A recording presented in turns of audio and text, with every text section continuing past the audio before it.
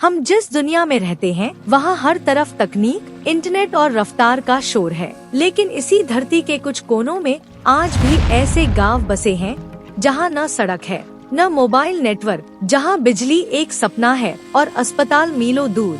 ऐसे गांव जहाँ पहुँचना एक चुनौती है, रहना एक संघर्ष है, फिर भी लोग वहाँ पीढ़ियों से रह रहे हैं, अपने ही नियमों के साथ, अपनी संस्कृति, अपने तौर तरीकों और प्रकृति के करीब। क्या आपने कभी सोचा है उन गांवों में लोग कैसे रहते होंगे, कैसे बनाते हैं वो अपना खाना, कैसे करते हैं इलाज, बच्चों की पढ़ाई या सर्दियों की तैयारी?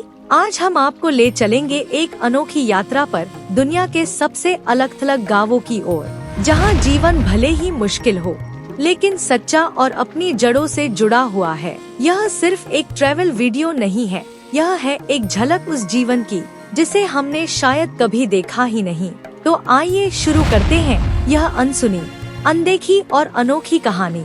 जब हम गांव की बात करते हैं तो हमारे मन में हरियाली, खेत, पगडंडियां और आपसी मिलजोल की छवि बनती है। लेकिन सोचिए, अगर कोई गांव ऐसा हो जहां न सड़क हो, न इंटरनेट, न ही मोबाइल नेटवर्क और यहाँ तक कि पास में कोई अस्पताल या बाजार भी ना हो।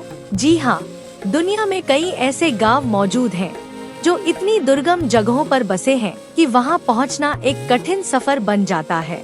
ये गांव पहाड़ों के बीच, रेगिस्तान की गहराइयों में, बर्फीली घाटियों में या घने जंगलों के बीच छिपे हुए हैं। इनकी पहुंच इतनी मुश्किल होती है कि वहां जाने के लिए कई दिनों की पदयात्रा, खच्चरों की मदद, नाव की सवारी या बर्फ से जूझते हुए घंटों की चढ़ाई करनी पड़ती है। ये गांव न केवल भूगोल के लिहाज से अलग थलग हैं, बल्कि इनकी संस्कृति, भाषा, जीवन शैली भी शहरी दुनिया से पूरी तरह अलग है। इन जगहों पर रहना एक रोमांच नहीं, बल्कि एक संघर्ष और आत्मनिर्भरता की मिसाल है। इन गांवों में रहने वाले लोग अपनी पारंपरिक विधियों और साधनों से जीवन यापन करते हैं।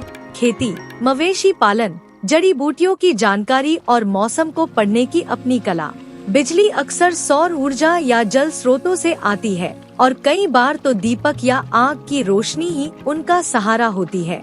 यहाँ के बच्चे स्कूल जाने के लिए घंटों चलते हैं, बीमारों को अस्पताल पहुंचाने के लिए एक पूरी टीम बनती है और साल में कई बार बर्फबारी या बारिश के कारण ये गांव पूरी दुनिया से कट जाते हैं। नेपाल के सोल्डेंग गांव की बात करें तो यह दुनिया के सबसे अलग थलग गाँवों में से एक है।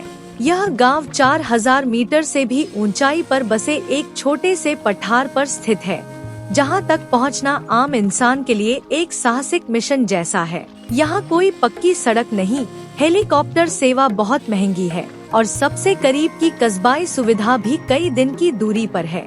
सोल्डेंग के लोग लोबास जातीय समुदाय से हैं, जिनकी भाषा, वेशभूषा, खानपान और धार्मिक परंपराएं तिब्बत से मिलती जुलती हैं। यहाँ के बच्चे कभी कभी साल में केवल कुछ ही महीनों के लिए पढ़ाई कर पाते हैं, क्योंकि बाकी समय उनका ध्यान याक पालन, घास काटना और सर्दियों की तैयारी में जाता है। इसी तरह भारत के लद्दाख क्षेत्र में बसे हनले या डेमचोक जैसे गांव भी बर्फीले तूफानों, ऑक्सीजन की कमी और सीमावर्ती स्थितियों के कारण कठिन जीवन जीते हैं। वहाँ न केवल प्रकृति की चुनौती होती है, बल्कि कभी कभी राजनीतिक अस्थिरता भी होती है। फिर भी इन गांवों के लोग अत्यंत शांत, आत्मनिर्भर और मेहमान नवाज होते हैं। उनकी जिंदगी सादगी से भरी होती है, लेकिन दिलों में उम्मीद और आत्मगौरव की लौ हमेशा जलती रहती है। अगर हम समुद्र की ओर चलें, तो भारत के अंडमान निकोबार द्वीप समूह में कुछ ऐसे गांव मिलते हैं जो आज भी आधुनिक दुनिया से पूरी तरह अलग हैं। खासकर सेंटिनलीज जनजाति, जो सेंटिनल द्वीप पर रहती है, किसी बाहरी व्यक्ति से संपर्क नहीं रखती।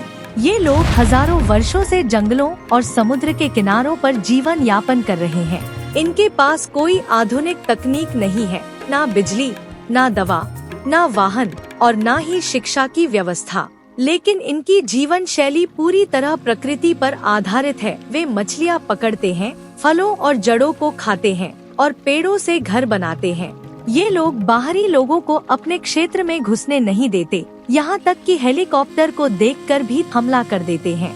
भारत सरकार ने इनकी सुरक्षा के लिए सख्त कानून बनाए हैं, ताकि कोई भी बाहरी तत्व इनके जीवन में दखल न दे। ऐसे गांव दुनिया को याद दिलाते हैं कि आधुनिकता ही सब कुछ नहीं है। इंसान बिना मशीन, इंटरनेट और विज्ञान के भी हजारों वर्षों तक जी सकता है, बशर्ते वह प्रकृति से संतुलन बनाकर चले।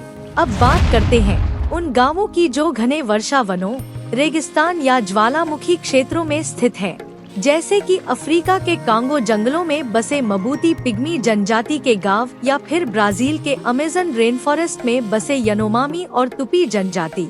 इन क्षेत्रों में कोई सड़क नहीं है। वहां पहुंचने के लिए हवाई जहाज के बाद नाव से सफर करना पड़ता है और कई बार तो पैदल चलना ही एकमात्र विकल्प होता है। इन गांवों के लोग पेड़ की छाल से वस्त्र बनाते हैं, प्राकृतिक रंगों से शरीर सजाते हैं और अपनी भाषा व संस्कृति को अगली पीढ़ी तक मौखिक परंपरा से पहुंचाते हैं। यह जीवन दिखने में रहस्यमय और कठिन लगता है, लेकिन इनके लिए यह दिनचर्या है। मौसम की हर करवट इनके जीवन को प्रभावित करती है, चाहे वह सूखा हो या बाढ़, पर फिर भी ये लोग अनगिनत वर्षों से अपने अस्तित्व को बनाए हुए हैं। यहाँ अस्पताल तो दूर, साबुन, नमक या दवाइयों तक की कोई पहुँच नहीं होती, लेकिन वे औषधीय पौधों का गहरा ज्ञान रखते हैं और उनके समुदाय में एकता, सहयोग और सहजता का ऐसा भाव होता है जो शहरी जीवन में दुर्लभ है। इन सभी गांवों की कहानियां हमें यह सोचने पर मजबूर करती हैं कि क्या वास्तव में विकास वही है जो शहरों में हो रहा है? क्या इंटरनेट, ऊंची इमारतें, तेज गाड़ियां और भागती जिंदगी ही इंसानी तरक्की का पैमाना है? जब हम इन अलग थलग गांवों की ओर नजर डालते हैं तो समझ में आता है कि सच्चा जीवन वह है जिसमें मानव और प्रकृति का गहरा रिश्ता हो। इन गांवों में रहने वाले लोग अपनी संस्कृति, अपनी मिट्टी और अपनी सीमित संसाधनों के साथ भी पूरी गरिमा से जीते हैं। जहां एक ओर हम जलवायु परिवर्तन, तनाव, मानसिक बीमारियों से जूझ रहे हैं, वहीं ये गांव हमें सिखाते हैं कि कम संसाधनों में भी आनंदित और संतुलित जीवन जिया जा सकता है। इनकी परंपराएं, लोकगीत, कहानियां और जीवन शैली धीरे धीरे विलुप्त हो रही हैं, लेकिन इनका दस्तावेजीकरण और समझना बेहद जरूरी है ताकि आने वाली पीढ़ियां जान सके कि विकास केवल मशीनों में नहीं, बल्कि इंसानियत, सामुदायिक भावना और प्रकृति से जुड़े रहने में भी है। तो दोस्तों, आपने देखा, सुना और महसूस किया उन गांवों की कहानी जो इस आधुनिक दुनिया से बहुत दूर हैं, लेकिन अपनी आत्मा से कहीं ज्यादा जुड़े हुए हैं। यहाँ जिंदगी आसान नहीं है, लेकिन सच्ची है। यहाँ साधन कम है, पर संतोष अधिक है। यहाँ दौड़ नहीं है, पर दिलों में शांति है। इन गांवों के लोगों ने हमें सिखाया कि जीवन का मतलब सिर्फ तकनीक या चमक धमक नहीं है, बल्कि जड़ों से जुड़े रहना, प्रकृति के साथ तालमेल बैठाना और अपनों के साथ मिलकर जीना ही असली समृद्धि है। हमने देखा कि कैसे लोग पहाड़ों, जंगलों, रेगिस्तानों और द्वीपों पर दुनिया से कटे हुए रहकर भी खुश हैं, जीवित हैं और अपनी परंपराओं को संभाल कर चल रहे हैं। शायद अब हमें भी रुककर सोचने की जरूरत है कि असली विकास क्या है और असली सुख कहाँ है।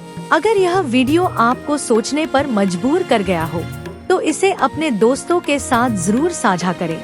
कमेंट में बताइए कि इन गांवों की कौन सी बात ने आपको सबसे ज्यादा हैरान किया। और हाँ, ऐसे ही और अनसुने और असली किस्सों के लिए हमारे चैनल को सब्सक्राइब करना न भूलें। मिलते हैं अगली यात्रा में एक नई कहानी, एक नए जीवन के दर्शन के साथ। तब तक के लिए जुड़े रहिए, सोचते रहिए और इंसानियत से जुड़े रहिए।